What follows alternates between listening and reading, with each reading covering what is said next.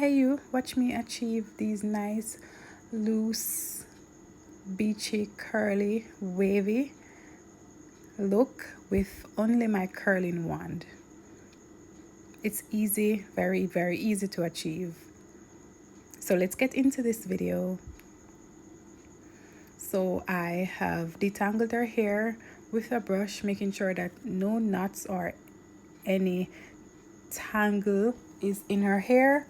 And now I am doing her edges. I've used some Eco Styling gel and I've put that on my hand, and then I spray it with some Got2b glue hairspray, and that just helps to allow the gel to dry faster and stays in place while preventing any form of residue leaving on the hair after it's dried.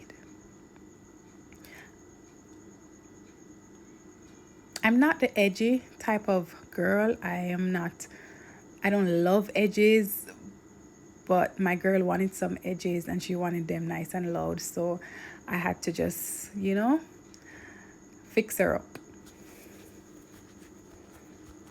So y'all tell me how I did. I did my best, so let me know how I did with those edges.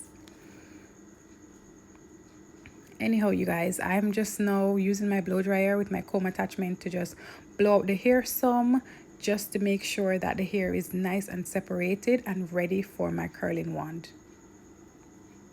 Now, of course, as always, I have to go in with some heat protectant, which is just essential for your hair, whether it be your hair or any form of hair extension. You want to use it if you want to make sure that you're protecting your hair from any heat damage. So I have already heated my wand, and this wand is actually a 1-inch wand, and I think this one is from Revlon. I love it. I mean, it is so good. It's actually a ceramic wand. So as you can see, I'm just wrapping that hair around, and while I wrapped, I make sure that the hair is not too rolled up. So while I'm wrapping, I'm using my index and my big finger to straighten that hair out as I go along, because in order to get these beach waves, you're going to want to keep your hair flat and not too curled up. And as you can see, I am turning my wand. So I let that drop because I wanted to see the curl pattern. You can see I'm holding the wand at an horizontal angle, and I'm just wrapping that around. And now I'm turning my wand. And what this does, I find it makes the hair, the curl comes out nice and smooth. Hence why I like to do it all the time. So after I've done those 2 curls, I see that that's exactly what I'm looking for, and I'm just continuing to do the rest. I'm taking medium sections, not so small and not so big. And you guys make sure to wear your glove. You will need a heat resistant glove. They're on Amazon. You can check them out. They are essential, and they're very, very good to have, especially when you like to curl with a curling wand like I do.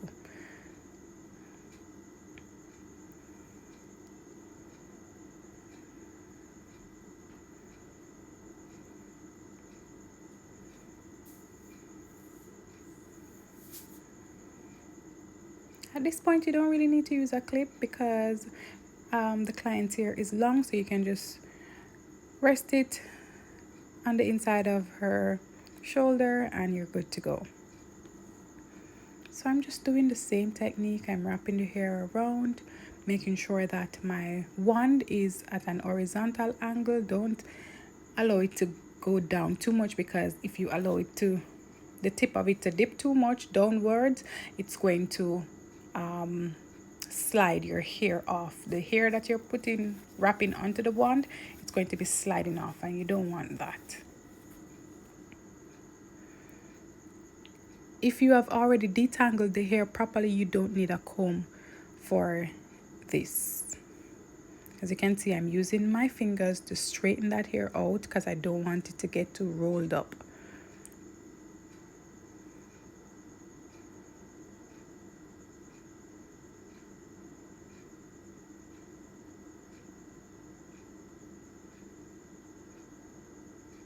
And I'm just leaving that on it for like maybe 5 seconds or so before you remove the wand, or before you remove the hair from the wand.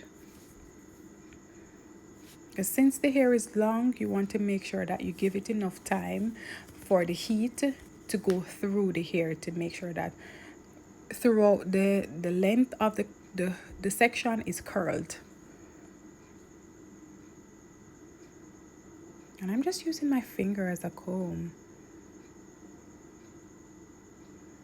And I'm turning the wand as I go along, and I'm wrapping that hair, making sure my finger is getting it flat and straight.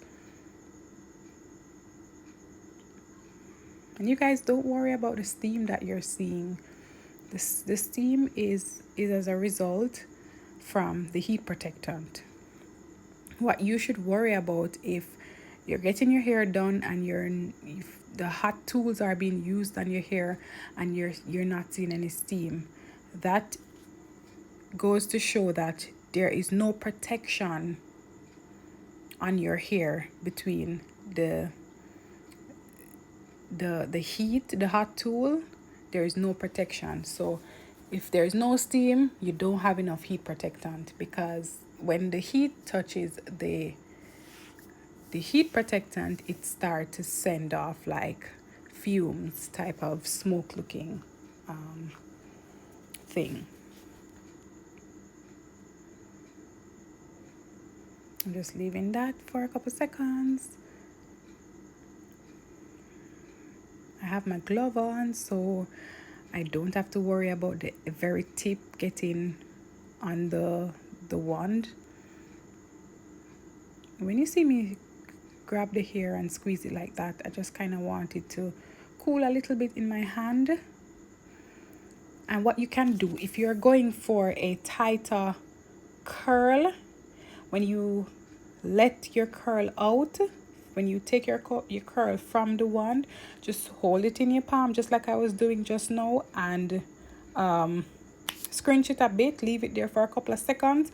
And what that does, it helps to keep the curl curly and keep it longer. So if the hair is cooled in its curly state, then it will not drop as fast as it would have if you were to just let it go like I was doing in this video.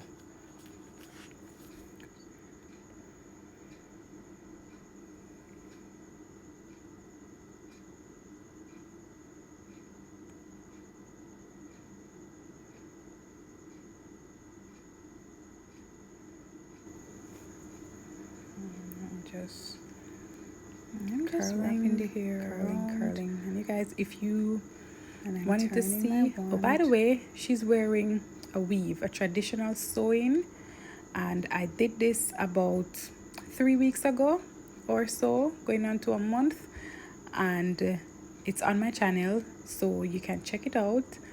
It's a really good video, and you can see in detail how I